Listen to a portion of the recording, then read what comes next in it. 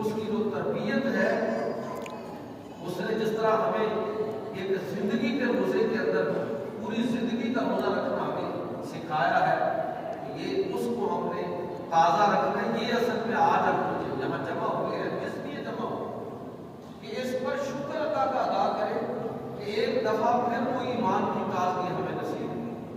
یہ آپ روزہ ہمارے ایمان پر کس طرح اثر انداز ہوتا ہے، اس کو ہم یاد رکھیں۔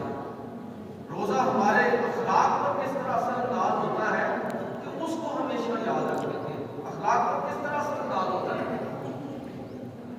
اس طرح اثر انداز ہوتا ہے کہ یہ رمضان المبارک کا جو مہینہ ہے، ایک لحاظ سے آپ کہہ دیجیے کہ ایک انفرادی عمل ہے، ہر بندے نے روزہ رکھا، لیکن جو ماحول کے آپ ہوتا ہے وہ بالکل اجتماعی ہے۔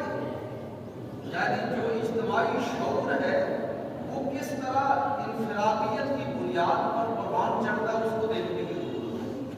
ہر بندے نے روزہ رکھا، لیکن مجموعی ماحول کیا ہے؟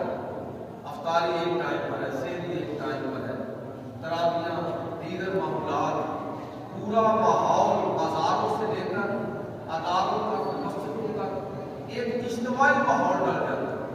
اس کا مطلب ذرا سمجھیے آپ، اس کا مطلب یہ ہے کہ یہ دین اور دین کا یہ حکم اس انفرادیت سے اجتماعیت کو کشید کرتا ہے۔